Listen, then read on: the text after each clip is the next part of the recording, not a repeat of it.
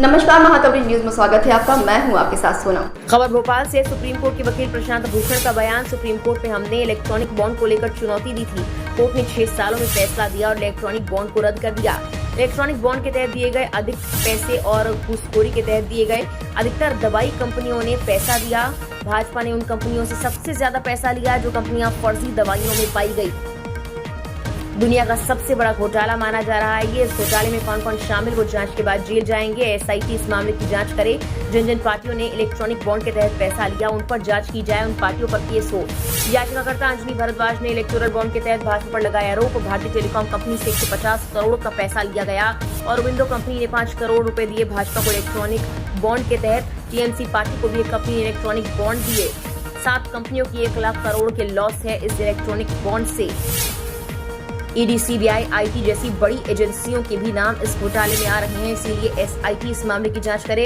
अडानी के लिए लाखों करोड़ों रुपए का फायदा कराया गया। प्रधानमंत्री नरेंद्र मोदी ने प्रशांत भूषण का ये बड़ा आरोप। जरूरी नहीं कि अडानी इलेक्ट्रॉनिक बॉन्ड के तहत भाजपा को पैसा दे, वो तो किसी भी तरह से भाजपा को फायदा पहुंचा सकते हैं क्योंकि वो बीजेपी के बैंकर्स हैं। सुप्रीम कोर्ट में याचिका दायर हो चुकी है, उसकी सुनवाई का वक्त आ रहा है। 16,000 करोड़ का जो इलेक्ट्रॉनिक बॉन्ड के तहत पैसा दिया गया वो घूस के तौर पर दिया गया। देखिए, इलेक्टोरल बॉन्ड एक गुप्त तरीका था पॉलिटिकल पार्टियों को चंदा देने का, जिसका खुलासा सुप्रीम कोर्ट के ऑर्डर से कराया गया।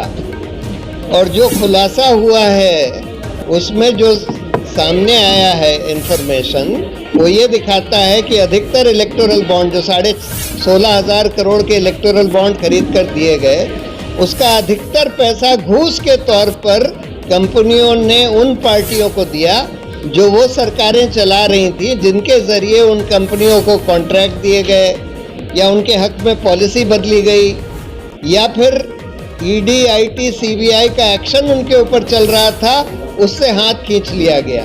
और या फिर ड्रग कंट्रोलर ने उनकी दवाइयों को सबस्टैंडर्ड का करार दिया था या जानलेवा दवाइयाँ थी, उनको चलने दिया गया ये इलेक्टोरल बॉन्ड के जरिए घूस लेकर।